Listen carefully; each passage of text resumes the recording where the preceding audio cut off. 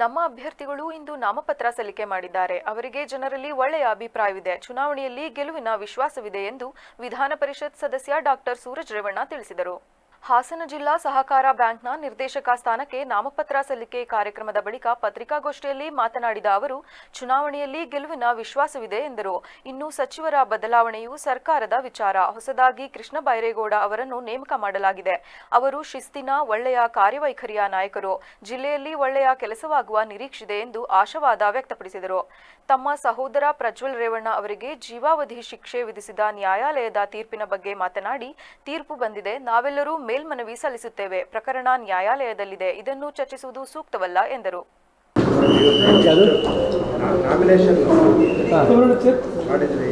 ಈಗ ನಮ್ಮ ಅಭ್ಯರ್ಥಿಗಳು ಬಹುತೇಕ ಎಲ್ಲರೂ ಕೂಡ ಇವತ್ತು 90% ಅಭ್ಯರ್ಥಿಗಳು ಎಲ್ಲರೂ ಕೂಡ ಇವತ್ತು ನಾಮಪತ್ರ ಸಲ್ಲಿಕೆ ಮಾಡಿದ್ದೀವಿ.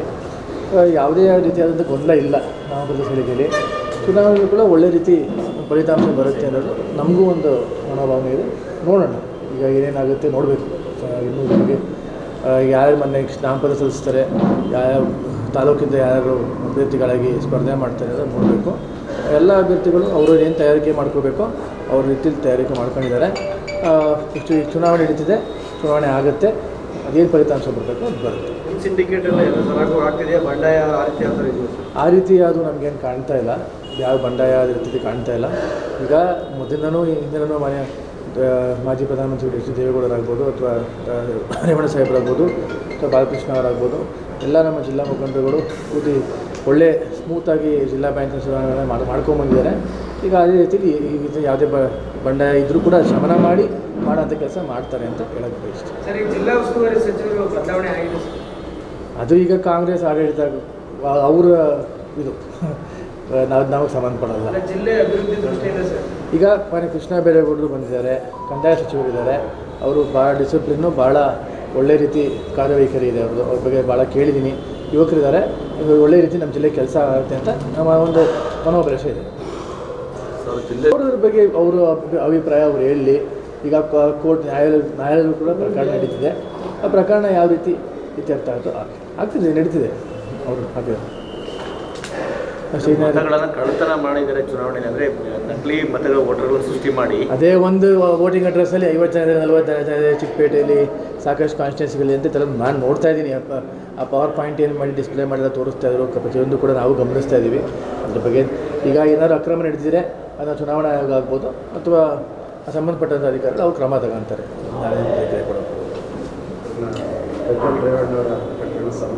ಅವು ಈಗ ವರ್ಡಿಗೆ ಬಂದಿದೆ, ಮೇಲ್ಮನವಿ ಮಾಡ್ತೀವಿ ಅಷ್ಟೇ. ಅದು ಬಿಟ್ಟು ಇನ್ನೇನು ಅದ್ರ ಬಗ್ಗೆ ಏನು ಪ್ರತಿಕ್ರಿಯೆ ಕೊಡೋಂಥ ಅವಶ್ಯಕತೆ ಇಲ್ಲ. ಯಾಕಂದ್ರೆ ಈ ಪ್ರಕರಣ ನ್ಯಾಯಾಲಯದಲ್ಲಿದೆ, ಅದನ್ನು ನಾವ್ಯಾರು ಚರ್ಚೆ ಮಾಡೋಣ ಸೂಕ್ತ ಅಲ್ಲ ಅಂತ ನಮ್ಮ ಭಾವನೆ.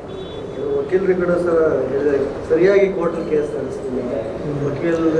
ಈಗ ನ್ಯಾಯಾಲಯದ ಪ್ರಕರಣ ಇರಬೇಕಾದ್ರೆ ನಾವೇನು ಚರ್ಚೆ ಮಾಡೋಕ್ಕಾಗಲ್ಲ ಅಲ್ವಾ, ಅದು ಸೂಕ್ತ ಅಲ್ಲ. ಸರಿ, ಅನುದಾನ ಹಂಚಿಕೆಯಲ್ಲಿ ಸರ್ಕಾರ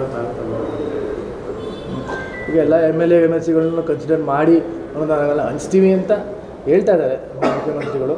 ನೋಡೋಣ. ಈಗ ಆಡಳಿತ ಆಗ್ಬೋದು ಅಥವಾ ವಿರೋಧ ಪಕ್ಷದವರಾಗ್ಬೋದು, MLAಗಳಿಗೆಲ್ಲ 25 ಕೋಟಿ ಕೊಡ್ತೀವಿ ಅಂತ ಮೊದಲು ಅನೌನ್ಸ್ ಮಾಡಿದ್ರು. ಅದರಲ್ಲೂ ಆಡಳಿತ ಪಕ್ಷದವ್ರಿಗೆ 50 ಕೋಟಿ ಕೊಡ್ತೀವಿ ಅಂದರು. ಇನ್ನೊಂದ್ರ ಬಗ್ಗೆ ಗೊಂದಲ ಇದೆ. ಅದೇನು ಡಿಸೈಡ್ ಮಾಡ್ತಾರೆ ನೋಡೋಣ. ಯಾಕಂದರೆ ಈಗ ಅಧಿವೇಶನ ಈಗ ನಾಡಿದ್ದು ಸೋಮವಾರದಿಂದ ಸ್ಟಾರ್ಟ್ ಆಗುತ್ತೆ. ನೋಡೋಣ ಯಾವ ರೀತಿ ಅವರು ತೀರ್ಮಾನ ತಗೋತಾರೆ. ಬಹಿರಂಗವಾಗಿ ಪತ್ರದ ಮೂಲಕವಾಗಿ ಕಾಂಗ್ರೆಸ್ ಶಾಸಕರಿಗೆ 50 ಕೋಟಿ ಅನುದಾನ ಕೊಡ್ತೀವಿ ಅಂತ ಸೂಚನೆ ನೀಡಿದರು. ಅಧಿವೇಶನ ನಡೀಲಿ, ಅದರಲ್ಲಿ ಪ್ರತಿಯೊಂದು ಅದರಲ್ಲಿ ಉತ್ತರ ಬರುತ್ತೆ ಅಂತ ನನ್ನ ಭಾವನೆ.